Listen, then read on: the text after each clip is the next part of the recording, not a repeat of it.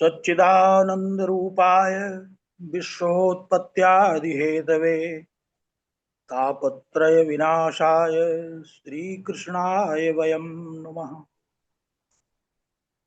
नारायणं पद्मभवं वसिष्ठं शक्तिं च तत्पुत्रपराशरं च व्यासं शुकं गौडपदं महान्तं गोविन्दयोगीन्द्रमथास्य शिष्यम् श्रीशंकराचार्यमथास्य पद्मपादं च हस्तामलकं च शिष्यं तं त्रोटकं वार्तिककारमन्यान् सन्ततमानतोऽस्मि।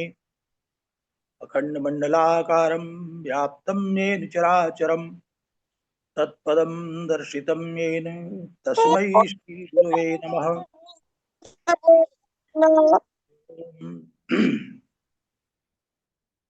सहनाववतु सहनौ भुनक्तु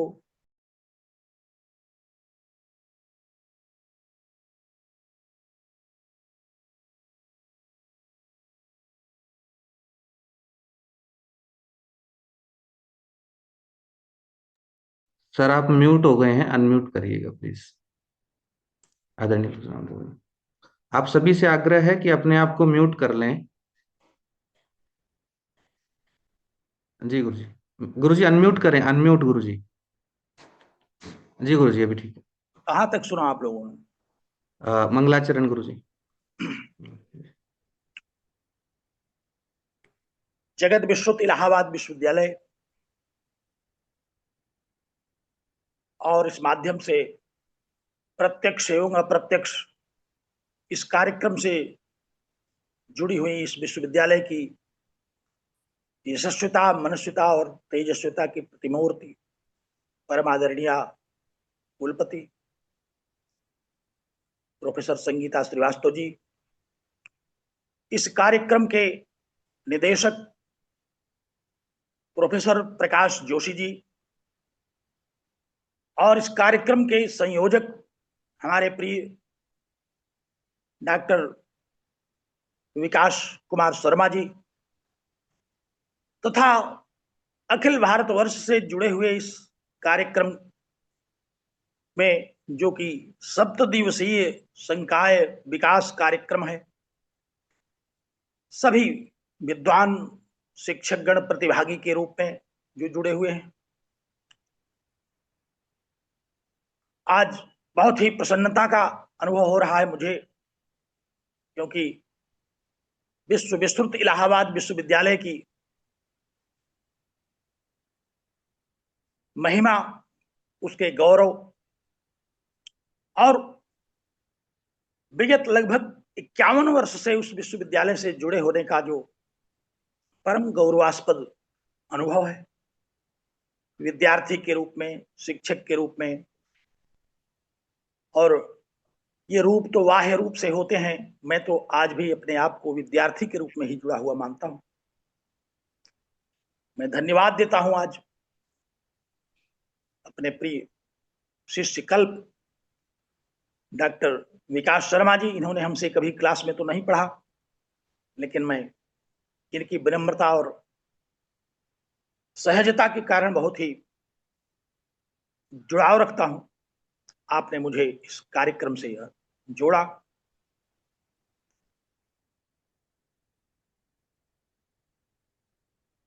बंधुओं, इस कार्यक्रम में जुड़े हुए लगभग, अभी प्रोफेसर जोशी जी बता रहे थे कि करीब 146 लोग हैं, बड़ी संख्या है, और सभी लोग अपने अपने विषय के निष्णात दक्ष आचार्य हैं।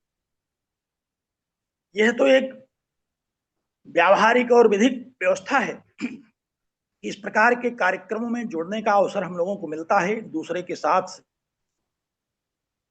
वार्ता करने का अवसर मिलता है, चर्चा करने का, शास्त्र चर्चा करने का अवसर मिलता है, परंतु आप सभी लोग अपने अपने विषय के अनेक शास्त्रों के मर्मज्ञ आचार्य हैं। मैं कोई ऐसी नई बात नहीं बताने जा रहा हूं। आप सारे लोग प्रायः भारतीय ज्ञान परंपरा से जुड़े हुए आचार्य हैं, और आज तो इस भारतीय ज्ञान परंपरा का महाप्रवाह चल रहा है। राष्ट्रीय शिक्षा नीति के अंतर्गत इसको समाविष्ट करने के कारण इसकी और भी महिमा बढ़ गई है। तो सारे लोग निष्णात आचार्य हैं। हमने भी परंपरा से जो कुछ सुना है अपने आचार्यों से, उसके आधार पर मैं आप लोगों से चर्चा करूंगा। बड़ी प्रशंसा कर दी विकास जी ने। मैं इतना बड़ा आचार्य नहीं हूं, इतना बड़ा विद्वान नहीं हूं। मैं एक छात्र हूं और आप लोगों के बीच का हूं। हम लोग पहले भारतीय ज्ञान परंपरा पर चर्चा करेंगे और अगर आप लोगों की इच्छा होगी तो कुछ देर हम लोग परिचर्चा भी करेंगे। बड़ा ही परिचित विषय है। परिचितों के विषय में भी परिचय देना बड़ा आवश्यक होता है। जैसा कि भी हमारा परिचय दिया गया, जोशी जी का परिचय दिया गया, तो मैं एक परिचयात्मक विवरण भारतीय ज्ञान परंपरा का प्रस्तुत करूंगा जो सब लोग जानते हैं। मैं क्योंकि ये परंपरागत विषय है इसलिए कई बार सुनना पड़ता है। ये हमारी परंपरा रही है। पहले आचार्यों की जब शिक्षण कार्य शुरू होता था तो उसमें प्रारंभ से लेकर के उच्च स्तरीय उच्च कक्षाओं के भी जो लोग छात्र के रूप में, जिज्ञासु के रूप में होते थे, वो बैठते थे। अगर प्रारंभिक कक्षा का विषय चल रहा है तो भी बैठते थे, उच्च शिक्षा का विषय चल रहा है तो भी बैठते थे। उसका कारण यह था कि जो उच्च शिक्षा का विषय है, प्रारंभिक विद्यार्थियों की समझ में वो भले ना आए, लेकिन उसके संस्कार उनके मानस पटल पर पड़ते हैं और आगे चल करके उनको समझने में बड़ी सुविधा होती है। और जो उच्च शिक्षा के लोग हैं, जो प्रारंभिक विषयों को सुनते हैं, उससे उनका अध्ययन बार बार रिपीट होता है, पुनः पुनः अभ्यास होता है और उनका पढ़ा हुआ तेजस्वी हो जाता है। इसलिए यह एक परंपरागत ज्ञान है। हम लोग कोई नई बात न होने के बावजूद भी इसको बार बार सुनते हैं, बार बार मनन करते हैं, बार बार इस पर चर्चा करते हैं, बार बार इसमें जिज्ञासाएं होती हैं और उन जिज्ञासाओं का बार बार समाधान करना पड़ता है। फिर भी कुछ न कुछ जिज्ञासा बची रह जाती है और ये छात्रों का, शिक्षकों का आभूषण है अगर उनके पास जिज्ञासा बची रह जाए। जिनके पास जिज्ञासा नहीं है वो फिर शास्त्रों के विषय में जान नहीं पाते, क्योंकि हमारी तो शास्त्र परंपरा ही है। सबसे पहले हम शास्त्रों की जिज्ञासा करते हैं। आप सूत्र ग्रंथों को उठाएं तो देखेंगे कि वहां अथा तो ब्रह्म जिज्ञासा, अथा तो धर्म जिज्ञासा, हम जिज्ञासा से ही आरंभ करते हैं। तो ये जिज्ञासा रखे रहना बहुत बड़ी बात है। आप सभी लोग जिज्ञासु हैं, विद्वान हैं और विनम्र श्रोता के रूप में यहाँ उपस्थित हैं। हम आप सभी लोगों को साधुवाद देते हैं। आप सब विद्वान मूर्ति हैं, मैं आप सबको नमन करता हूं। सबसे पहले हमारी परंपरा है, हम ज्ञान परंपरा के बाहर बिल्कुल नहीं जाएंगे। हमने इस व्याख्यान का आरंभ ही सबसे पहले मंगलाचरण से किया। भारतीय ज्ञान परंपरा की ये पद्धति रही है कि किसी भी कार्य को करने के लिए हम सबसे पहले मंगलाचरण किया करते हैं। मंगलाचरण क्या है? जिससे मंगल हो, जिससे जगत का कल्याण हो, ऐसा आचरण करना ही मंगलाचरण होता है। तो सबसे पहले हम लोगों ने भगवान का स्मरण किया, परमात्मा का स्मरण किया। और यही एक बात मैं ये भी बताऊं कि भारतीय ज्ञान परंपरा उन्हीं की समझ में आती है जिनकी आस्था भगवान में है, परमेश्वर में है, परमपिता में है, उस नित्य शुद्ध बुद्ध मुक्त सत्य स्वभाव, नित्य निर्विकार निराकार परमात्मा में है। वही भारतीय ज्ञान परंपरा के जिज्ञासु भी हैं, वही इसके छात्र भी हैं और वही इसके विद्वान भी हैं। इसमें किसी प्रकार का कोई संदेह नहीं है। वो हम किसी भी रूप में मान सकते हैं। हम अनेक धाराओं में, चाहे हमने जो गुरु परंपरा की चर्चा की, जो परमात्मा नारायण से आरंभ होती है और हमारे गुरुजनों तक पहुंचती है, अथवा हम उन महापुरुषों के विषय में जो ईश्वर के अवतार के रूप में इस संसार में, इस जगत में, विशेष रूप से इस भारतवर्ष में अवतरित हुए हैं, चाहे वो भगवान श्री कृष्ण हो, भगवान श्री राम हो, और 24 अवतार जो कहे जाते हैं, चाहे वो हो सब, जिसमें हम महात्मा बुद्ध, भगवान महावीर इत्यादि सबका परिगणन किया करते हैं। तो ये सब परमात्मा के ही विविध रूप हैं, और इन्हीं से यह ज्ञान धारा प्रवाहित हुई। गंगोत्री से निकलने वाली वह गंगा है, यह भारतीय ज्ञान परंपरा, जिस पर हम चर्चा करते हैं। तो सबसे पहले हम लोगों ने मंगलाचरण किया, ये भारतीय ज्ञान परंपरा का परम स्तंभ है, आधार स्तंभ है। फिर हमने गुरु वंदना की, क्योंकि यह परंपरा है, ये किसी व्यक्ति से निकला हुआ ज्ञान नहीं है, बल्कि ये परंपरा चली आ रही है अनादिकाल से। इसको कालबद्ध करना ये हमारी अल्पज्ञता का ही द्योतक हो सकता है।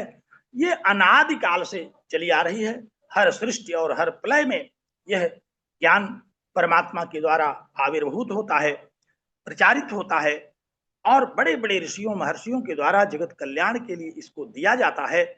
तो हम गुरुजनों के द्वारा इसको सुना करते हैं। और हमने तीसरा क्रम रखा जो शांति पाठ का। इस भारतीय ज्ञान परंपरा के द्वारा हमें शांति की प्राप्ति होती है, परम शांति की प्राप्ति होती है।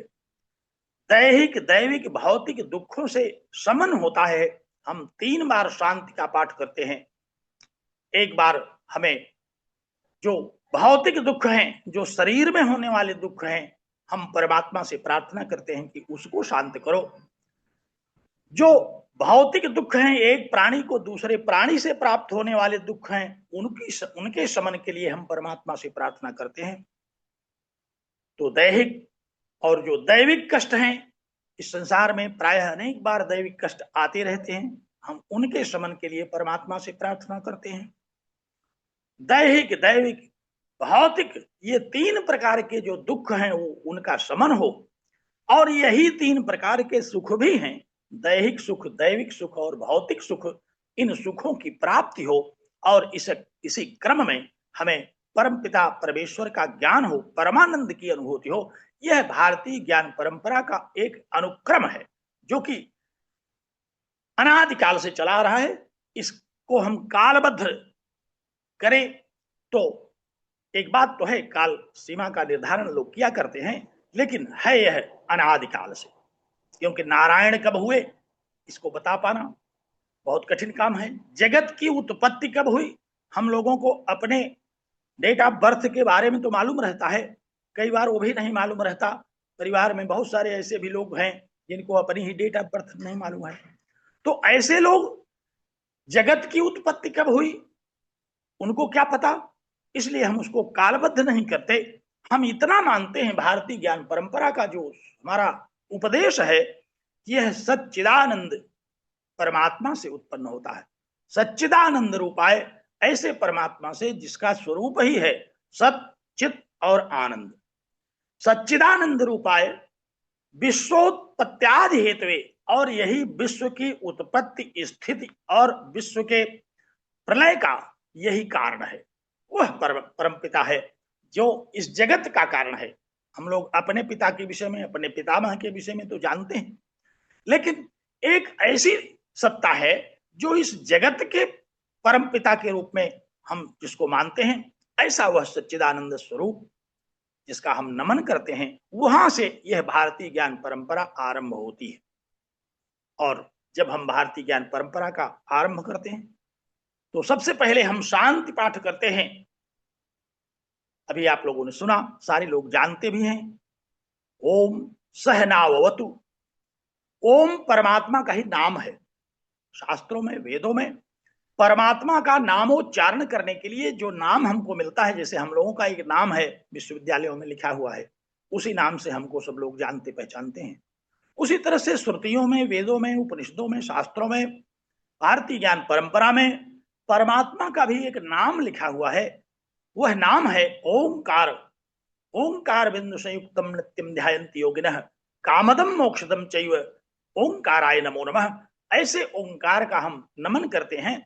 तो हम सबसे पहले अध्ययन के पूर्व हमारी परंपरा रही है कि हम सबसे पहले भगवान से, ओंकार स्वरूप उस नित्य शुद्ध बुद्ध मुक्त सत्य स्वभाव परम पिता परमात्मा से ये प्रार्थना करते हैं कि वह हमारी रक्षा करे। ओम सहनावतु, वह हमारी रक्षा करे। हम लोग जब पढ़ते थे तो जो गुरुजन हम लोगों को पढ़ाते थे बड़े ही रोचक ढंग से इस मंत्र का तात्पर्य बताया करते थे। आप लोग इसको रिकॉर्डिंग भी कर रहे हैं, टेप भी कर रहे हैं। इसलिए मैं, यद्यपि मेरा तो स्वभाव है कि मैं ऐसी कोई बात ही नहीं बोलता कि जो कभी भी अनुचित हो, फिर भी आप लोगों में अगर कोई संशय उठे तो हमसे अभी प्रश्न काल में उस पर चर्चा जरूर करेंगे। तो परमात्मा का हम नमन क्यों करते हैं? क्योंकि सबसे पहली हमारी इच्छा यह है कि सह नव अवतु। अभी संयोजक महोदय चर्चा कर रहे थे सभी प्रतिभागियों के साथ, तो उन्होंने 3 भाषाओं की चर्चा की। ये कार्यक्रम हिंदी में चलेगा, अंग्रेजी में चलेगा और संस्कृत में चलेगा। और सभी भाषाओं को समझने की चेष्टा हमें करनी चाहिए, क्योंकि संस्कृत अगर हम नहीं समझेंगे तो भारतीय परंपरा, भारतीय ज्ञान परंपरा में हम प्रवेश ही नहीं पाएंगे। इसलिए आप सभी लोगों से सबसे पहली विनम्र प्रार्थना हमारी यह है कि आप भारतीय ज्ञान परंपरा में अगर प्रवेश चाहते हैं तो आप संस्कृत का भी अध्ययन करें। संस्कृत भाषा का भी बड़ी सरल भाषा है, बहुत ही वैज्ञानिक भाषा है। ऐसी वैज्ञानिक भाषा पूरी दुनिया में, पूरे विश्व में आपको कोई मिलेगी नहीं, जिसका कोई भी शब्द कहीं से आरंभ करिए और कहीं भी पूरा करिए, उसके अर्थ में कोई परिवर्तन नहीं होता। तो परमात्मा से हम प्रार्थना करते हैं कि वह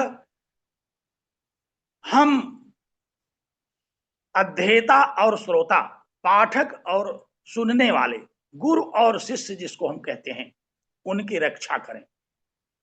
ओम सह नावतु, वह दोनों की रक्षा करें। हम दोनों इस समय एकत्र हैं, एक वक्ता के रूप में और बाकी लोग श्रोता के रूप में। हम परमात्मा से प्रार्थना करते हैं कि वो हमारी रक्षा करे।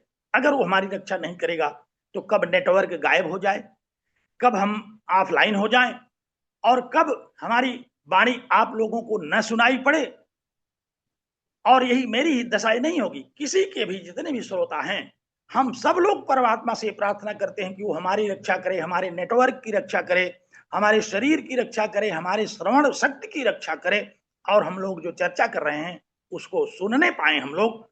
जैसा कि विकास जी ने बताया, आज मैं महाराष्ट्र के पुणे में हूं और यहाँ एक अतिथि गृह में रुक करके आप लोगों से मैं चर्चा कर रहा हूं। यहाँ जब मैं कल पहुंचा तो यहाँ नेटवर्क ही नहीं था और नेटवर्क रात भर नहीं रहा। फिर मैंने बड़ी विनम्रता से अनुरोध किया, यहाँ के व्यवस्थापक ने हमको अपना वाईफाई से जोड़ा, तो फिर मैं आपसे मुखातिब हो रहा हूँ। इसीलिए मैं कोई अध्ययन भी नहीं कर पाया रात में। अब जो परंपरागत ज्ञान मुझको स्मरण आ रहा है, मैं उसी के आधार पर आपसे चर्चा कर रहा हूँ। तो सबसे पहले भारतीय ज्ञान परंपरा है कि हम परमात्मा से अपने अस्तित्व की रक्षा के लिए प्रार्थना करते हैं कि वह हमारी रक्षा करे। गुरु जी हम लोगों को जब पढ़ाते थे तो कहते थे कि आखिर परमात्मा से क्यों हम ऐसा कहते हैं, क्यों रक्षा करे हो? कहा इसलिए कहते हैं कि उसी ने हमको पैदा किया, जब उसी से हम उत्पन्न हो रहे हैं तो रक्षा करने का भी दायित्व उसी परमात्मा पर ही है। तो सह नव भुनक्तु, वो हमारा पालन करे, हमारा रक्षण करे, हमारे भोजन वस्त्र इत्यादि की भी व्यवस्था करे। भुनक्तु, प्राय लोग इस मंत्र को भोजन मंत्र के रूप में भी मानते हैं।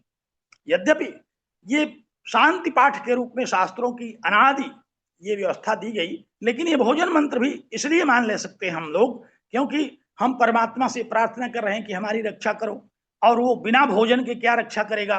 भोजन तो देना ही पड़ेगा, तभी हम सुरक्षित रहेंगे, तभी हम पैदा किया है उसने तो हमको जीवित भी रखे, और भोजन देगा तभी हम जीवित रहेंगे, क्योंकि बिना भोजन के हम कितना दिन तक जीवित रह सकते हैं। तो सहनव हुनक, तो वो हमारा पालन पोषण करे।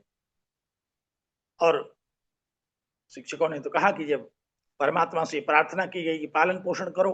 तो उसने कहा चलो बहुत थोड़ा सा भोजन प्रतिदिन दे दिया जाएगा, जैसे प्रायः हमारी शासन व्यवस्थाएं हैं, हम छात्रों को कुछ भोजन दे दिया करती हैं, तो उससे हम जीवित रहते हैं। लेकिन ऋषि इतने से संतुष्ट नहीं हुआ, उसने कहा कि सह नौ अवतु, वो हम दोनों की, हम पाठक और श्रोताओं की, हम गुरु शिष्यों की रक्षा करे, वही हमारा पालन करे, हमें भोजन प्रदान करे। सह नौ भुनक्तु, और इतना भोजन प्रदान करे कि सह वीर्यम करवाव है, हम परम स्वस्थ हों, हम बल संपन्न हों, हम शक्तिशाली हों, हम ओजस्वी तेजस्वी हों। इतना भोजन हमें चाहिए कि जिससे कि हम केवल जीवित न रहें, बल्कि हम बहुत अच्छी तरह से हृष्ट पुष्ट बलिष्ठ रूप में जिए। और तब हम क्या करेंगे, इस तीनों स्वरूपों में रह करके कहा कि तेजस्वी नावधीतमस्तु, हमें केवल पैदा होकर के भोजन करके बलवान होकर के पड़े नहीं रहना है कि हम अखाड़े में केवल भोजन करके लड़ते भिड़ते पड़े रहें, बल्कि हम अपनी इस भारतीय ज्ञान परंपरा पर चर्चा करें। तेजस्वी नावधीतमस्तु, हमारा अधीत हो, जो स्माकम अधीतम यत् खलु, जो हम लोगों का पढ़ा हुआ है, जो पढ़ाया जाने वाला शास्त्र है, वो तेजस्वी हो। तेजस्वी कैसे होगा वो? इतना सही, इतना सत्य रूप में हमें शास्त्र का ज्ञान हो कि हमको कोई दिग्भ्रमित न कर सके। भारतीय ज्ञान परंपरा में जिनको पूरी तरह से आत्मविश्वास नहीं है, कई बार ऐसा होता है कि उन्हें गलत ज्ञान हो जाता है, और गलत ज्ञान जो है वो ज्ञान परंपरा नहीं है। मैं भी आपको भारतीय ज्ञान परंपरा, इन तीनों शब्दों पर ले चलता हूं कि आखिर ये भारतीय ज्ञान परंपरा है क्या। तो हम परमात्मा से सबसे पहले प्रार्थना करते हैं कि वो हमको पैदा किया है, तो अब उसका दायित्व है कि हमारी रक्षा भी करे, हमको भरण पोषण भी करे, हमको तेजस्वी भी बनाए, और भारतीय ज्ञान परंपरा के प्रति हमें वह तेज भरे कि हम उसको समझ सकें, उसको समझा सकें। तो ये हमारी भारतीय ज्ञान परंपरा का आरंभ है कि सबसे पहले हम अपने अस्तित्व के बारे में, जगत के अस्तित्व के बारे में हम आश्वस्त हो जाना चाहते हैं, और यही शास्त्रों का उपदेश है कि आप अपने विषय में, अपने ज्ञान के विषय में, अपने स्वास्थ्य के विषय में, अपने देश के विषय में, विश्व के विषय में बिल्कुल आश्वस्त हो जाएं। ये भारतीय ज्ञान परंपरा का उपदेश है। एषः उपदेशः, एषः आदेशः, ये भारतीय ज्ञान परंपरा के लिए उपदेश है, यही वेदों का आदेश है। तो हम ऐसे शास्त्र पर आज चर्चा करने के लिए एकत्र हैं। हम निसंकोच इस बात को कहना चाहते हैं कि जब हमारा समय पूर्ण हो जाए बोलने का, तो हमको विकास जी इंगित कर देंगे, क्योंकि हमारा अभ्यास लगभग 2 घंटा एक साथ बोलने का है। हम इलाहाबाद विश्वविद्यालय में भी जब अपनी कक्षाओं में होते थे, तो हमने अपनी टाइम टेबल अपना कुछ इस तरह से बनाते थे कि कब 2 घंटे हम एक साथ छात्रों के साथ हों, जिससे कि हमारा सारा अध्ययन सुचारू रूप से, संपूर्ण रूप से कुछ देर चल सके। अन्यथा ये थोड़ी देर के लिए जब चलता है तो जिज्ञासाएं होते होते समय समाप्त हो जाता है।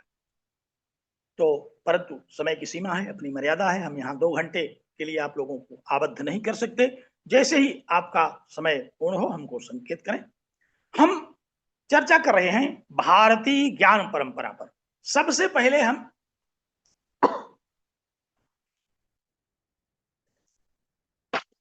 थोड़ी सी चर्चा भारतीय शब्द पर करते हैं।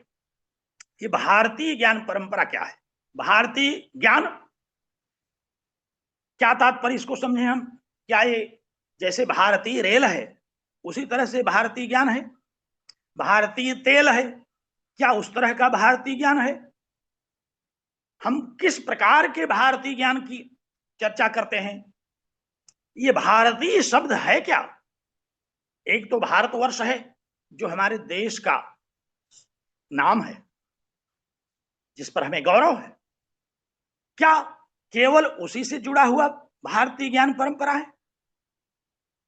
इस विषय में आचार्यों ने जो कहा, परंपरा से जो अवगत हुआ, यह केवल अपने देश मात्र से जुड़ा हुआ नहीं है। भारतीय शब्द से आप ये न समझें कि यह केवल एक देश के लोगों के लिए है।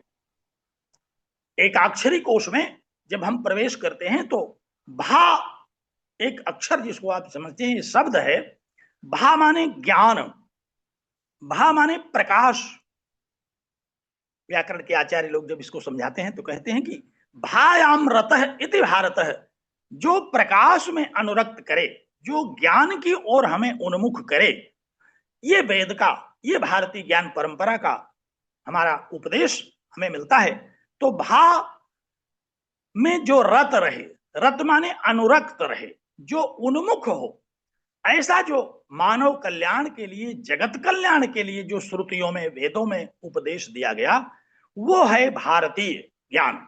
इसको हम केवल एक देश से जोड़ करके नहीं देखते, इसको हम किसी धर्म से जोड़ करके नहीं देखते, इसको हम किसी जाति से जोड़ करके भी नहीं देखते, हम इसको जीव मात्र के लिए, प्राणी मात्र के लिए जोड़ करके देखते हैं। क्योंकि जब हमारा परम सिद्धांत यह है कि परमात्मा से ही ये जगत उत्पन्न हुआ, तो जगत केवल एक देश नहीं है, एक जाति नहीं है, परमात्मा से ही यह समग्र विश्व उत्पन्न हो। हम जब परमात्मा से उत्पन्न होने की बात करते हैं तो पूरे विश्व के लिए करते हैं। इसीलिए जब हम जगत कल्याण की प्रार्थना करते हैं तो कहते हैं कि सर्वे भवन्तु सुखिनः सर्वे सन्तु निरामयाः, इस पूरे विश्व के लोग सुखी हों। हम विश्व को एक परिवार मानते हैं, हम विश्व बंधुत्व की एक भावना मानते हैं। तो विश्व बंधुत्व कब होगा? जब विश्व का पिता एक हो, जब विश्व एक कारण से उत्पन्न हो, तभी तो विश्व की बंधुता होगी। अन्यथा ये बंधुत्व, ये बंधुता, ये केवल एक परिवार में सीमित होकर के रह जाएगा।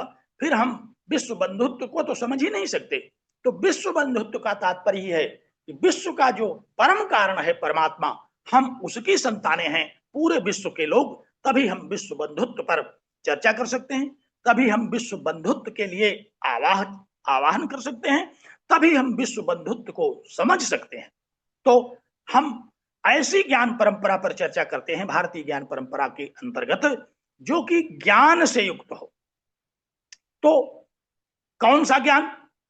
देखिए, ज्ञान का तात्पर्य यहां हम एक बात जरूर स्पष्ट करें कि ज्ञान का तात्पर्य जानकारी नहीं होती कि हमको कोई जानकारी हो गई और थोड़ी देर में वो गलत साबित हो गई। ऐसा ज्ञान, इस ज्ञान परंपरा में जो ज्ञान शब्द आया है, उसके लिए यह ज्ञान शब्द नहीं है। ज्ञान बड़ा व्यापक है, हम सब प्रकार के ज्ञान करते हैं, लेकिन जो भारतीय ज्ञान है, इस ज्ञान के लिए हम, भारतीय ज्ञान परंपरा में जो ज्ञान शब्द आता है, वो भारतीय शब्द के साथ आता है कि जो प्रकाश की ओर हमें उन्मुख करे, ज्ञान की ओर उन्मुख करे। हमारे वेदों का तो ये संदेश है कि असतो मां सद्गमय, तमसो मां ज्योतिर्गमय। असत नहीं बल्कि सत परमात्मा में आप विचार करें, अंधकार की ओर नहीं बल्कि ज्योति की ओर विचार करें। अंधकार का भी अपना महत्व है। अगर अंधकार का आप अस्तित्व नहीं समझेंगे तो प्रकाश को नहीं समझेंगे, असत को नहीं समझेंगे तो सत को नहीं समझ पाएंगे। लेकिन इन दोनों के रहते हमारा वेद क्या कहता है? कहता है कि असतो मां, जो असत है, जो विनाशशील है, जो स्थिर नहीं है, जो अनित्य है, उसमें विचार करना बहुत उपयोगी नहीं होगा। आपको सत्य की ओर विचार करना होगा। और ज्योति की, जो ज्योतिषामपि तज्ज्योति, जो समस्त ज्योतियों का ज्योति है। ज्योति का तात्पर्य यहाँ प्रकाश नहीं है जो बिजली से हमको मिल जाता है, लालटेन से मिल जाता है, दीपक से, दिया से मिल जाता है, उस ज्योति का तात्पर्य यहाँ नहीं है। तो ये जो ज्ञान है वो ऐसा ज्ञान है जो कि इस जगत के परम कारण से आरंभ होकर के और अंततः वहीं जाकर के संपूर्ण होता है। इस ज्ञान में समग्र प्रकार के ज्ञान तो आते हैं, ज्ञान, विज्ञान, ये सब हम ज्ञान के ही विविध रूप देखते हैं। लेकिन ज्ञान के भी हम अध्ययन की सुविधा के लिए दो रूपों में हम इसकी चर्चा कई बार कर लेते हैं, एक विद्या और एक अविद्या। तो अविद्या के वो सारे शास्त्र हैं जो हमको दैनिक जीवन में काम देते हैं, जो सही गलत हुआ करते हैं। एक आचार्य बोलेंगे, दूसरे आचार्य कहेंगे कि नहीं नहीं, इसमें संशोधन करना आवश्यक है। एक आचार्य बोलेगा, दूसरा कहेगा कि इसको गलत है ये, क्योंकि मुंडे मुंडे मतिर भिन्ना कुंडे कुंडे नवम पय। हम लोग देखते हैं कि आचार्यों के अपने अनेक मतवाद हैं, हम उसी पर स्थिर रहना चाहते हैं। तो ऐसा जो विषय है वो अविद्या के अंतर्गत आता है, जो कि किसी क्षण किसी समय बाधित हो जाए। परंतु इस भारतीय ज्ञान परंपरा में जो ज्ञान शब्द आया, वो ज्ञान शब्द कैसा है? वह ज्ञान शब्द ऐसा है जो नित्य निर्बाध है, त्रिकाला बाधित है।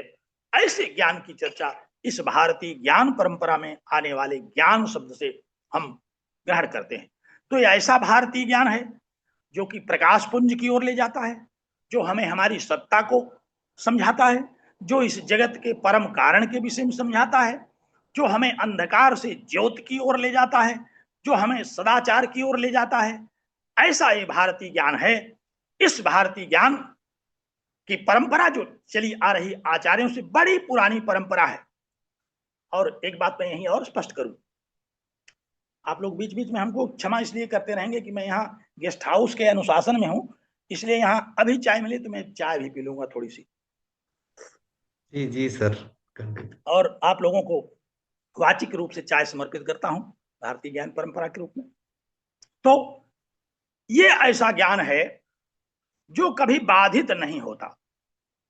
लेकिन आप भारतीय शब्द से एक और अर्थ समझिए, क्या इस ज्ञान को भारत में रहने वाले सारे लोग मानते हैं? अगर आप इसको भारतीय मानते हैं तो भारत के प्रत्येक प्राणी को इसको मानना चाहिए। फिर आप इसको संकीर्ण कर देंगे, केवल देश में लोगों से स्वीकार करवाएंगे, और उसमें भी बहुत सारे ऐसे तत्व हैं जो इसको स्वीकार नहीं करेंगे, तो फिर इसको आप भारतीय ज्ञान कैसे करेंगे? केवल देशवाची, अगर इस ज्ञान शब्द का जो विशेषण आया भारतीय शब्द, अगर आप इसको देशवाची मानेंगे तो देसी घी की तरह हो जाएगा कि हम अनेक प्रकार के घी बनाते हैं और सब कहते हैं ये देसी घी है। तो देसी घी तो है, ये भारतीय ज्ञान तो है। क्यों? क्योंकि ये उत्पन्न भारतवर्ष में हुआ, लेकिन ये उपयोग इसका समग्र विश्व कर सकता है, समग्र विश्व करता है, समग्र विश्व के कल्याण के लिए है ये। तो ऐसा एक भारतीय ज्ञान है जो आप लोग 7 दिनों में बड़े बड़े आचार्यों से सुनेंगे, बड़े बड़े ज्ञानियों से। मैं तो केवल प्रारंभिक चर्चा कर रहा हूं, इसलिए कि हमको बहुत गंभीरता से ज्ञान नहीं है। तो ये भारतीय शब्द जो है, ये चूंकि इस ज्ञान का आरंभ शुरू हुआ भारत में, हमारे भगवान अवतरित हुए भारत में, मनीषियों का अवतार हुआ भारत में, जितने भी शास्त्र हैं, आप आज योग शास्त्र को देखिए, पूरे विश्व में इसको स्वीकार किया जाता है। अगर ये भारतीय ज्ञान है तो देश के बाहर लोग इसको क्यों मान रहे हैं? क्योंकि समग्र प्राणियों के कल्याण के लिए है। सभी प्राणियों में मन, बुद्धि, चित्त, अहंकार, शरीर, रोग, शांति, अशांति, सुख, दुख सबको अभिप्रेत है। इसलिए हमें समग्र जगत के लिए यह ज्ञान उपयोगी है। तो भारतीय ज्ञान का तात्पर्य वह है, भारतीय शब्द का तात्पर्य ही हमें वह समझना चाहिए जो कि हमें परम प्रकाश की ओर ले जाता है, जो हमें ऐसे ज्ञान को समझाता है जो कभी बाधित नहीं किया जा सकता। और चूंकि भारतवर्ष में हमारे आचार्यों, हमारे परमात्माओं के जो सगुण अवतार हुए, हमने अभी 24 अवतारों की चर्चा की, अनेक मतवादों का इससे प्रचार प्रसार हुआ। जिसको जो भी अभीष्ट लगा वही शास्त्र उसको भगवान ने यहाँ उपदिष्ट किया। जिन लोगों को बौद्ध दर्शन उपयुक्त लगा, महात्मा बुद्ध ने, जिन लोगों को जैन दर्शन अभीष्ट लगा उसको भगवान महावीर ने, और हमारे अन्य महर्षियों ऋषियों ने जो सनातन धर्म की चर्चा की। तो ये ज्ञान भारतीय, भारतीय का मतलब ही सनातन है। तो ऐसा शब्द है ये भारतीय, इसमें कभी भी धोखे में नहीं पड़ना चाहिए कि ये देशवाची है, अथवा किसी व्यक्ति के बारे में है, अथवा किसी व्यक्तियों के द्वारा चलाया गया यह ज्ञान है। सबको कल्याणकारी ये ज्ञान है। भारतीय शब्द का तात्पर्य है समग्र विश्व के लिए उपयोगी। संक्षेप में अगर एक शब्द में इसका शब्दार्थ बताएं तो इसका तात्पर्य है कि समग्र प्राणी मात्र के लिए, हम तो वनस्पतियों की रक्षा करते हैं, हम तो जीव जंतुओं की रक्षा करते हैं, केवल मनुष्यों की हम बात नहीं करते। ये ऐसा भारतीय ज्ञान है कि सर्वे भवन्तु सुखिनः जब हम करते हैं तो ये नहीं कहते कि केवल मनुष्य सुखी हो बाकी सारे प्राणी दुखी हो जाए, ऐसा नहीं कहते। तो ये भारतीय शब्द का तात्पर्य है विश्व कल्याणार्थ। बहुत व्याकरण में मैं नहीं प्रवेश करना चाहता। तो ऐसा ये शब्द है भारतीय। भारतीय ज्ञान परंपरा में जब भारतीय शब्द आए तो आप उसको भारत में केवल उन लोगों से न जोड़ा जाए जो इस शास्त्र के अनुयायी हैं, केवल भारतवर्ष में न जोड़ा जाए जो केवल एक देश मात्र है, बल्कि ये समग्र विश्व के कल्याण के लिए है, समग्र प्राणी मात्र के कल्याण के लिए है। ऐसे इस ज्ञान को भारतीय ज्ञान कहा करते हैं। और ज्ञान, दूसरा शब्द आया ज्ञान, क्योंकि प्रकाश शब्द का भी तात्पर्य ज्ञान ही तो होता है। तो ये भारतीय शब्द में तो ज्ञान का कथन हो गया, फिर ज्ञान शब्द यहां दोबारा क्यों आया? कहते हैं कि अभी मैंने इंगित किया कि ये ऐसा ज्ञान है जो कभी बाधित नहीं होता। ज्ञान में अज्ञान भी है, ज्ञान में अज्ञान भी है। अज्ञान का तात्पर्य आप लोग जानते हैं, विद्वत जन हैं, अज्ञान माने ज्ञान शून्य होना नहीं होता, बल्कि अज्ञान में अशब्द यहां जो आया वो विरुद्धार्थक है, जो बाधित हो जाता है उसको अज्ञान कहते हैं। जो किसी आचार्य के द्वारा बाधित कर लिया गया उसे हम अज्ञान कहते हैं। एक बार ऐसा हुआ, हमारी आदत कुछ पड़ी हुई है, कुछ हम बीच बीच में समझाने के लिए कोई न कोई बात भी बताते चलते हैं। एक बार एक बड़ा गंभीर विषय था भारतीय ज्ञान परंपरा का।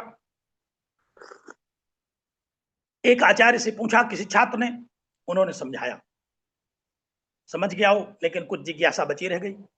दूसरे आचार्य के पास गया, उन्होंने पहले आचार्य से बिल्कुल विपरीत ज्ञान बताया। अज्ञान माने विपरीत ज्ञान, तो बिल्कुल विपरीत बताया। तो उसको बड़ा भ्रम हो गया कि एक आचार्य ने ऐसा कहा, दूसरे आचार्य ने ऐसा कहा, तो आखिर इसमें सही क्या है? फिर वो एक तीसरे आचार्य के पास पहुंचा। तीसरे आचार्य से कहा कि गुरुदेव, भारतीय ज्ञान परंपरा पर आज मैं चर्चा कर रहा था, तो अमुक आचार्य ने मुझे ये समझाया, और उसने जो समझा था उसको प्रकट किया। तो तीसरे आचार्य ने कहा कि बिल्कुल ठीक उन्होंने समझाया। तो कहा कि लेकिन एक दूसरे आचार्य ने जब समझाया तो उन्होंने इसके विरुद्ध समझा दिया। उन्होंने कहा कि ये भी बिल्कुल ठीक समझाया। कहा कि गुरु जी फिर ऐसे हो कैसे सकता है? कहा तुम भी ठीक कह रहे हो। तो यहां ठीक कहने वाले तो बड़े आचार्य मिलेंगे आपको, सब लोग ठीक ही कहते हैं। जिससे आप मिलेंगे कोई न कोई वह एक ठीक बात बता देगा, लेकिन जो बात कट जाती है, जो बात बाधित हो जाती है, जो बात गलत साबित हो जाती है, वो हम अज्ञान के रूप में मानते हैं, उसी को अविद्या के रूप में मानते हैं। और जो बातें अकाट्य हैं, जो शास्त्र अकाट्य है, जगत के विषय में तर्क पर, सिद्धांत पर जो अकाट्य है, उसको हम ज्ञान कहते हैं। तो ज्ञान में सामान्य रूप से जब लोग सुनते हैं ज्ञान शब्द का तात्पर्य, तो वो ज्ञान माने जानकारी समझ जाते हैं। अब अगर कोई मिल गया, चोरी करने की विद्या कोई जानता है और हमको उसने बता दिया, और हम भी चोरी की विद्या में बड़े निष्णात हो गए, भ्रष्टाचार में बहुत निष्णात हो गए, क्या चोरी और भ्रष्टाचार को जानने वाले को कोई ज्ञानी कहेगा? कदापि नहीं कहेगा। ये जो भारतीय ज्ञान परंपरा में शब्द आया ज्ञान, वो ज्ञान उसके लिए आया जो अज्ञान से अलग है, जो विपरीत ज्ञान से अलग है, जो अकाट्य है, जो कटता नहीं है तर्क से, सिद्धांत से, दृष्टांत से, ऐसे ज्ञान को। और ये ज्ञान कोई देता नहीं। भगवान श्री कृष्ण ने जब भगवत गीता पर चर्चा की तो उन्होंने अर्जुन से कहा कि नहीं ज्ञानेन सदृशम पवित्रम विद्यते, कहा कि इस ज्ञान से पवित्र कोई दूसरा तत्व नहीं है इस संसार में। ये पवित्र है। पवित्र माने जो दूसरों को पवित्र कर भी दे, स्वयं भी पवित्र हो और दूसरे को पवित्र भी कर दे। अर्जुन ने कहा कैसे मिलेगा? कहां मिलता है? कोई इसका होलसेलर है? कहा नहीं, तत्स्वयं योग संसिद्ध है, ये स्वयं योग साधना के द्वारा सिद्ध होगा। कालेन आत्मनिबिंदति, और योग साधना करते करते एक समय ऐसा आएगा कि आप स्वयं इसको प्राप्त करेंगे। इसको कोई देगा नहीं। देते तो हम अज्ञान हैं, अविद्या देते हैं, हम उसको ग्रहण भी कर लेते हैं, लेकिन ज्ञान तो सुन करके, इस भारतीय ज्ञान परंपरा को जब आप सुनेंगे तो ज्ञान तो आपको अपने में उत्पन्न होगा। वह जब आप समझेंगे, तत्स्वयं योग संसिद्ध है, वह आपकी योग माने साधना के द्वारा सिद्ध होगा। और उसमें बड़ा समय लगता है, क्योंकि आचार्यों से, गुरुजनों से, शास्त्रों से, परंपरा से जब हम किसी शास्त्र को जानते हैं तो वैसा वह जो शास्त्र होगा वो भारतीय ज्ञान परंपरा का शास्त्र होगा, जो कि सतत साधना से होगा। तो भारतीय ज्ञान का तात्पर्य है कि वह ऐसा ज्ञान जो कि अकाट्य हो, जो हमें परम आनंद की ओर ले जाए, जो हमारे सभी दुखों को नष्ट कर दे, जो प्रत्येक प्राणी मात्र के लिए उपयोगी हो, विश्व बंधुत्व में जिसका उपयोग हो और समग्र विश्व के कल्याण के लिए जो हो, वो है भारतीय ज्ञान। और ऐसा वह ज्ञान है जो कि स्वयं की साधना से मिलता है। अध्ययन हम करते हैं गुरुजनों से, किताबों से, शास्त्रों से, लेकिन प्राप्त हम उसको स्वयं करते हैं। कई बार ऐसा होता है कि हम प्राप्त नहीं कर पाते, उसको अप्राप्त ही रह जाता है। अप्राप्त क्यों रह जाता है? इसके लिए भी साधना है। हम कहते हैं कि यत्ने कृते यदि सिद्ध्यति कोत्र दोषः, अगर यत्न करने पर, साधना करने पर भी हमको नहीं मिले तो हमें कहीं कोई दोष रह गया हमारी साधना में, हमें पुनः विचार करना पड़ेगा। बार बार श्रवण मनन करने के बाद कभी ज्ञान की हमें संतुष्टि होगी, स्वयं जिसको निधिध्यासन कहा करते हैं। तो ऐसा जो भारतीय ज्ञान है वो इस भारतीय ज्ञान परंपरा में प्रवाहित हो रहा है। इसमें कभी भी किसी भ्रांति का कोई अवकाश नहीं है कि वह भी भारतीय ज्ञान का विषय है जो कि दूसरा कोई प्रयोग हुआ तो उसके द्वारा नष्ट हो गया। ये एक नित्य ज्ञान है जो कि परम पवित्र है, जो कि स्वयं की साधना से स्वयं को मिलता है। ऐसा सिद्धांत भगवान श्री कृष्ण ने अर्जुन को समझाया। और इस ज्ञान को प्राप्त करने के लिए भगवान श्री कृष्ण ने अर्जुन से कहा कि देखो, यह ज्ञान मैं तुमको पहली बार नहीं दे रहा हूं, अब मैं परंपरा पर आता हूं। हमने केवल अभी बड़े संक्षेप में आपको भारतीय शब्द की चर्चा की और ज्ञान शब्द की चर्चा की। भारतीय ज्ञान परंपरा में जो 3 शब्द आप लोगों के सामने हैं, उसमें मैंने पहले भारतीय शब्द पर थोड़ी सी चर्चा कर ली, इंगित कर दिया। आप सारे लोग विद्वान हैं, आप सब समझ जाएंगे। और दूसरा शब्द है ज्ञान। कौन सा ज्ञान? जो त्रिकालाबाधित ज्ञान है, जो इस संसार के जगत के कल्याण के लिए जो ज्ञान है, जो सबको समग्र दुखों से दूर करके परमानंद की प्राप्ति कराता है, ऐसा जो ज्ञान है वो ज्ञान है। अगर ऐसा कोई ज्ञान है जो हमको दुख दे तो वो भारतीय ज्ञान परंपरा वाला ज्ञान तो नहीं हो सकता, और चाहे जिस प्रकार का ज्ञान आप उसको कहा करें। और तीसरा शब्द इसमें आया परंपरा। ये परंपरा कहां से आई? कई बार आजकल भारतीय ज्ञान परंपरा के विषय में जब चर्चा होती है तो कुछ लोगों ने कहा कि अभी ये शुरू हुई है, जो ये नई नीति आई है राष्ट्रीय शिक्षा नीति की, अभी शुरू हुई। ऐसा नहीं है, अभी नहीं शुरू हुई, 150 साल से भी नहीं शुरू हुई। अभी जोशी जी बोल रहे थे 10,000 वर्षों तक का उन्होंने अनुमति कह दिया हम लोगों को कि 10,000 वर्ष तो हम लोग इसको मान ही रहे। लेकिन भगवान श्री कृष्ण क्या कहते हैं?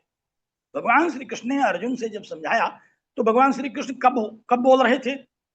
लगभग 5,155 वर्ष पहले वो भगवान श्री कृष्ण संबोधित कर रहे थे अर्जुन को। और उन्होंने क्या बताया? कहा कि इमं विवस्वते योगम प्रोक्तवान अहमव्ययम। कहा कि हे अर्जुन, मैं यह जो ज्ञान आज तुमको दे रहा हूं, ये सबसे पहले मैंने विवस्वान सूर्य को दिया। सूर्य को क्यों दिया? क्योंकि इस जगत की सृष्टि में सबसे पहला तत्व जो आया वो सूर्य है, अग्नि है, परम वैज्ञानिक तथ्य है। अभी हमारे एक बड़े आचार्य, मैं यहाँ पुणे में इसी विषय पर आया था, उनको वेद व्यास सम्मान से सम्मानित किया गया। उन्होंने भारतीय वेद में, भारतीय गीता में, गीता शास्त्र में और जितने भी उपनिषद हैं उसमें उन्होंने केवल विज्ञान विषय को ग्रहण कर लिया है। वो कहते हैं कि अध्यात्म में है कि नहीं आप लोग पढ़िए, ये हमें परमानंद की प्राप्ति कराएगा कि नहीं इसको भी आप विचार करिए, लेकिन इसमें शुद्ध विज्ञान है। क्यों है? क्योंकि भगवान श्री कृष्ण ने भी गीता में कह दिया था कि ज्ञानम ते हम सविज्ञानमिदं वक्ष्यामि शिष्टः, मैं तुमको ज्ञान और विज्ञान दोनों बताऊंगा, तभी अशेष ज्ञान होगा। संपूर्णता इसकी कब होगी? जब ज्ञान और विज्ञान दोनों इसमें आएगा। तो यह समग्र वैदिक ज्ञान विज्ञान पर आधारित है, इसका प्रयोग किया जा सकता है। भगवान श्री कृष्ण उधर ही इंगित कर रहे हैं कि सबसे पहले मैंने सूर्य को दिया ये ज्ञान। क्यों? क्योंकि वैज्ञानिक कहता है कि सृष्टि का सबसे प्रथम कारण जो है वो सूर्य है, सूर्य अग्नि। तो कहते हैं कि और सूर्य को जब हमने दिया ये ज्ञान तो फिर उन्होंने क्या किया? कहा कि विवस्वान मनवे प्राह। उन्होंने अपने संतति परंपरा में महाराज मनु को यह ज्ञान दिया। और मनु इक्ष्वाकवे ब्रवीत, मनु ने इक्ष्वाक को यह ज्ञान दिया। ये तीनों गृहस्थ हैं, ये तीनों इस सृष्टि की परंपरा में चलते हैं। तो यह हमारी परंपरा अनादि काल से, सूर्य कब उत्पन्न हुआ, अब इसको वैज्ञानिक लोग, खगोल शास्त्री लोग तय कर सकते हैं। हम तो इसको कहने के लिए अनादि शब्द हमारे पास एक बड़ा कॉम्पिटेंट शब्द है, बड़ा इसी से हम लोग काम चला लेते हैं कि सूर्य कब पैदा हुआ कोई नहीं बता सकता, तो कोई बताएगा भी तो मैं मानूंगा भी नहीं। क्यों? क्योंकि जगत की उत्पत्ति कब हुई इसको सिद्ध नहीं किया जा सकता। तो कहा कि सबसे पहले मैंने सूर्य को यह ज्ञान दिया, और इतना ज्ञान देने के बाद सूर्य जब उस ज्ञान से युक्त हुआ तो आप देखते हैं कि सूर्य की चमक, जगत कल्याण के लिए सूर्य किस तरह से चमक रहा है, उसका जो उष्णता उसकी है वो पूरे जगत कल्याण के लिए है। वो केवल भारतवर्ष के लिए नहीं है, वो विश्व के लिए है, वो किसी जाति विशेष के लिए, धर्म विशेष के लिए, मतवाद विशेष के लिए नहीं है, वो पूरे प्राणी मात्र के लिए है। अगर वनस्पतियां सूर्य के उस प्रकाश को न प्राप्त करें, अगर जीव जंतु उसको प्रकाश न प्राप्त करें, हमारे डॉक्टर भी कहते हैं कि सबसे बढ़िया विटामिन डी सूर्य से मिलता है। तो सूर्य को सबसे पहले ज्ञान दिया गया, और ये ज्ञान विज्ञान है, जो हमारी ज्ञान परंपरा का ज्ञान है, ये ऐसा ज्ञान, ऐसा अक्षुण्ण ज्ञान है जो सबसे पहले सूर्य को मिला, और सूर्य तब से सतत संतप्त है, सतत तप रहा है और जगत का कल्याण कर रहा है। सूर्य के बिना इस जगत की कल्पना नहीं की जा सकती कि अगर सूर्य समाप्त हो जाए तो ये जगत समाप्त हो जाएगा। तो कहते हैं, और फिर मनु ने उसको आगे बढ़ाया। ये परंपरा कितनी पुरानी है, ये परंपरा 10-5 हजार वर्षों में नहीं आएगी, ये परंपरा अनादिकाल से आएगी। परमात्मा से इसको शुरू करो, नारायणम पदम भवम वशिष्ठम से जब हम शुरू करेंगे तो यह भारतीय ज्ञान की परंपरा आएगी। और उन्होंने इक्ष्वाकु महाराज को दिया। और एक भी ध्यान दीजिए, ये सब गृहस्थ हैं, गृहस्थ लोगों को यह ज्ञान दिया गया। अर्जुन भी गृहस्थ था, जिस अर्जुन को दिया गया, भगवान श्री कृष्ण स्वयं गृहस्थ थे। हमारे भगवान गृहस्थ के लिए कर्मयोग की साधना की, कर्मयोग का उपदेश दिया। और ये कर्मयोग क्या है? कर्म संसार के लिए है, योग अपने लिए है। कर्मयोग में दो शब्द हैं, कर्म संसार के लिए करो, कुर्वन्नेवे ही कर्माणि जिजीविषेत शतज्ञं समाः। हमारा उपनिषद कहता है कि कर्मों को करते हुए जीने की इच्छा करो। और यहाँ कैसा कर्म करो? कहा कुर्वन, परस्मै पदी की धातु है ये। कुर्वन माने दूसरों के लिए करो, अपने लिए नहीं। अपने लिए तो ये स्वतः योग संसिद्ध है, स्वयं योग संसिद्ध हो जाएगा तो आपको प्राप्त ही है। तो कर्म योग में कर्म शब्द जो है जगत के लिए है, विश्व कल्याण के लिए है, और योग जो है अपने परम तत्व के ज्ञान के लिए है। तो चाहे वो ज्ञान योग, कर्म योग, भक्ति योग, तीनों योगों में कोई भी योग हो, उसमें कर्म योग जगत के लिए है कर्म, भक्ति योग परमात्मा के लिए भक्ति है, योग अपने लिए है। और ज्ञान में इन दोनों का द्वैत ही नहीं रह जाता। इसलिए ये योग हमें इस ज्ञान परंपरा का जो अनादिकाल से चला आ रहा है शास्त्र है।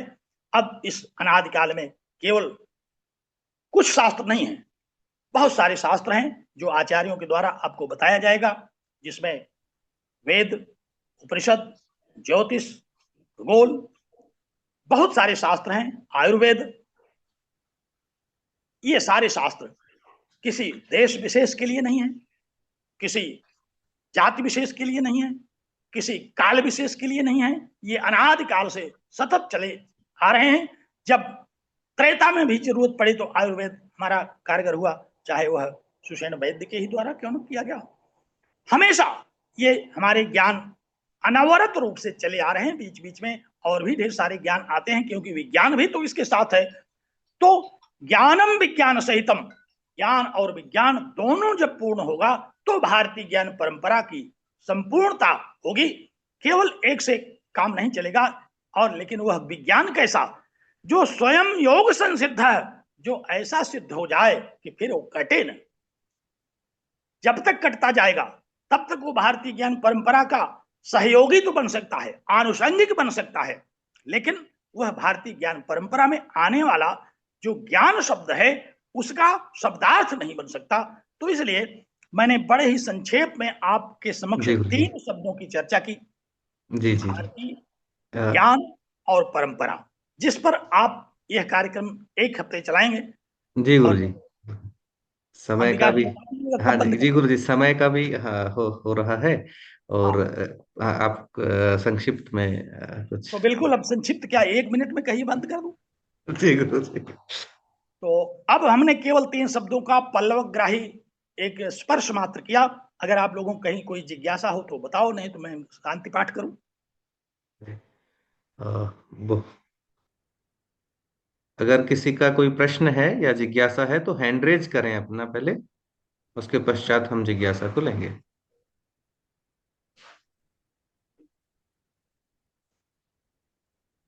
आप सभी हैंड रेज के माध्यम से अपनी जिज्ञासा रख सकते हैं।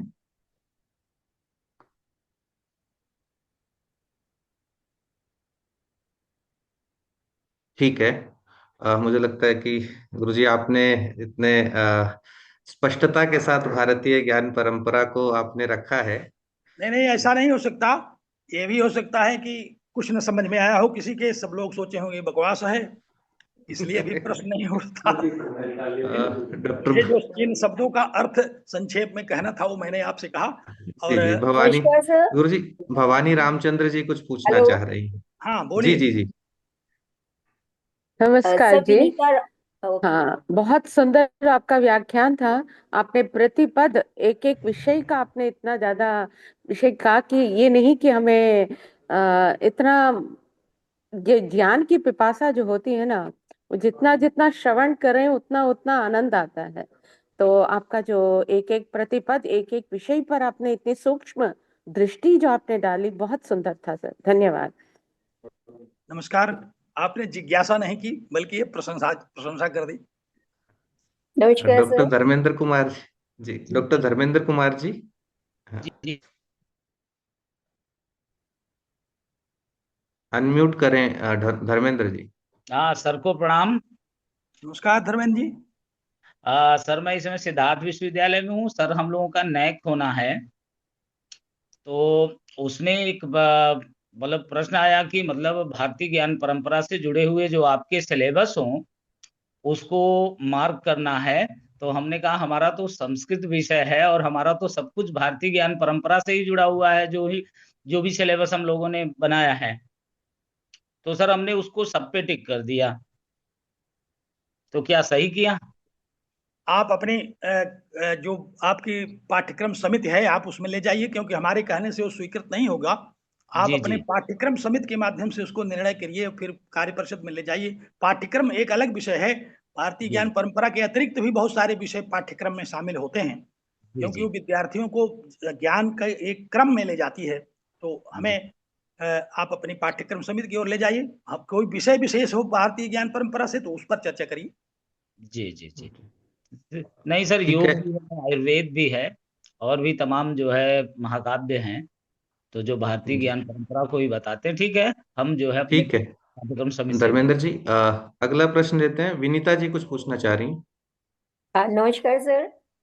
सर नमस्कार। मैं पूछना चाह रही थी सर से। सर आपने बहुत अच्छा सुंदर व्याख्यान जो है हमें सुनने को मिला सर। और जो आपने भगवान सच्चिदानंद के शब्द की व्याख्या की वो बहुत सुंदर थी। और सर मैं ये पूछना चाह रही थी, जो आपने दैहिक दैविक और भौतिक सुख और दुख की दोनों की बात की, उसको एक बार थोड़ा आप अगर एक्सप्लेन कर देते तो सर। देखिए, 3 प्रकार के दुखों की चर्चा शास्त्र में आई है। एक तो दैहिक, जो देह में होते हैं दुख, जितने भी रोग हैं, चाहे वो देह में हो चाहे मन में हो, मन भी देह में ही है। तो एक तो वह दुख है जो हमको रोगों के कारण होता है। दूसरा दुख है भौतिक, जो एक प्राणी को दूसरे प्राणी से होता है। हमें अपने बड़े अगल बगल रहने वाले प्राणियों से दुख हो जाता है, संबंधियों से दुख हो जाता है। जैसे कि अर्जुन को संबंधियों से ही दुख हुआ, उसको तो अपने भाइयों से दुख हो गया और वो विकल होकर के बेहोश हो गया महाभारत के युद्ध के उस समरांगण में। तो हमें जो एक प्राणी से दूसरे प्राणी का दुख होता है, चाहे वो मनुष्य से हो, चाहे हम चले जा रहे हैं कुत्ते ने काट लिया, सांप ने काट लिया, इस प्रकार के जो दुख हैं उसको भौतिक दुख कह रहे हैं। भौतिक माने प्राणी जन्य। तो दैहिक दुख जो देह में हो, भौतिक माने जो एक प्राणी को दूसरे प्राणी से हो, और दैविक दुख वो है जो किसी ग्रह विशेष के या सुनामी इत्यादि आ जाए, अभी कोरोना आ गए थे, ये सब जो हैं ये दैविक दुख हैं। इन तीनों दुखों से शांत करो, और इन्हीं 3 जो दुख नहीं होंगे तो हमें 3 सुख होंगे।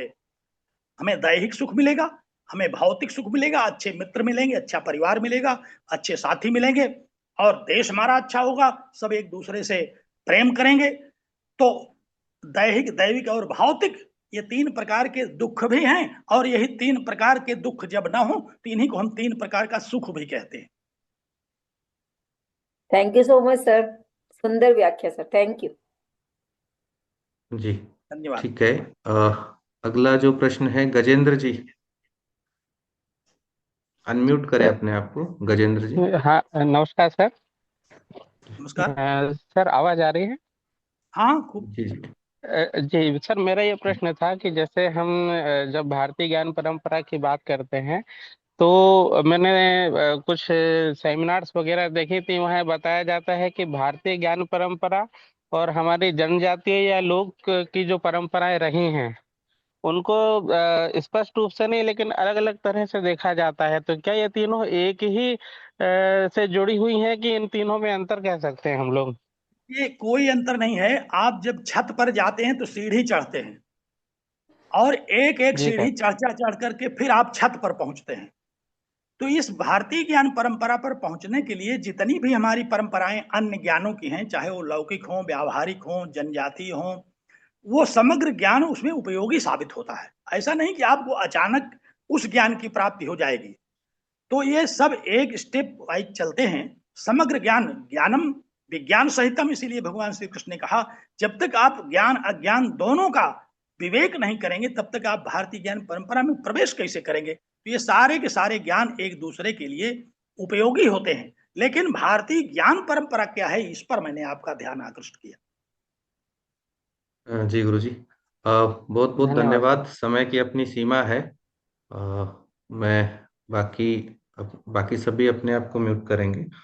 बहुत बहुत आभार सर, आपका व्याख्यान अत्यंत वैदुष्यपूर्ण रहा और आपने अत्यंत सरलता से, स्पष्टता से भारतीय ज्ञान परंपरा के तीनों शब्दों को हम सभी के समक्ष रखा कि भारतीय शब्द क्या है, ज्ञान, और उसके बाद में परंपरा को आपने बड़ी सुंदरता से भगवत गीता के उदाहरणों के माध्यम से आपने हमारे सामने एक साझा बात यहाँ किया। और स्पष्ट कर, एक बात विकास जी और स्पष्ट करें कि ये जी परंपरा हमारी गुरु परंपरा है, ये किताब की परंपरा नहीं है। जी जी जी जब हम गुरु से, नारायण से ही आरंभ करते हैं, फिर भगवान शंकराचार्य और परवर्ती आचार्यों के पास आते हैं, ये हमारी परंपरा है।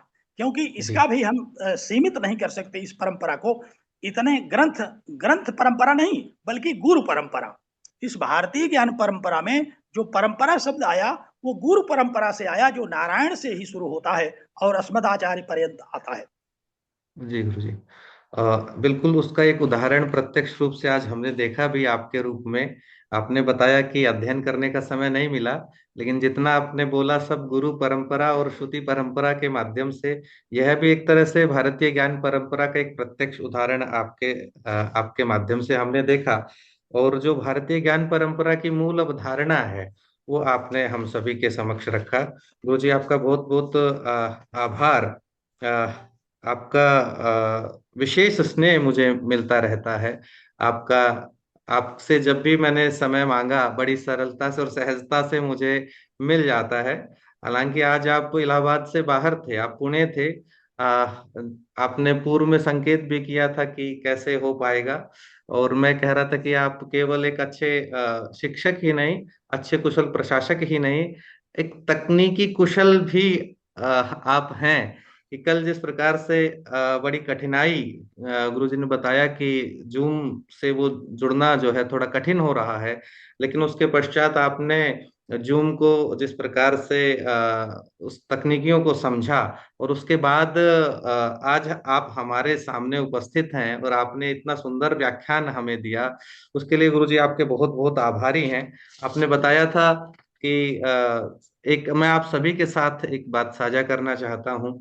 गुरुजी का स्नेह और आशीर्वाद इस रूप में भी है कि आज गुरुजी को इलाहाबाद या दिल्ली के लिए निकलना था पुणे से, उनकी फ्लाइट थी आज की, लेकिन सर का स्नेह और आशीर्वाद हमें मिला कि आपने जो फ्लाइट है वो कल के लिए रखी है। सर आपका बहुत बहुत आभार हम सभी की तरफ से करते हैं। बहुत बहुत आपका सभी आशीर्वाद इसी लोगों को प्रकार से नमस्कार, सभी लोगों को बहुत साधुवाद हमें कि आप। मिलता रहे गुरु जी। और ये आपका ही आशीर्वाद है कि हम संस्कृत विभाग इलाहाबाद विश्वविद्यालय में प्रतिष्ठित हैं। ये बहुत बहुत गुरुजी आपका आभार, बहुत बहुत धन्यवाद। आपसे पुनः आपका हमें समय प्राप्त हुआ, पुनः समय मिला, उसके लिए गुरुजी आपका पुनः पुनः आभार व्यक्त करते हैं। बहुत बहुत धन्यवाद गुरुजी। प्रणाम। प्रणाम सर। यही हम इस मीटिंग को समाप्त करते हैं। उसके पश्चात 11 बजे फिर अगला जो सेशन है उसमें हम सब लोग जुड़ेंगे। बहुत बहुत धन्यवाद, बहुत बहुत आभार।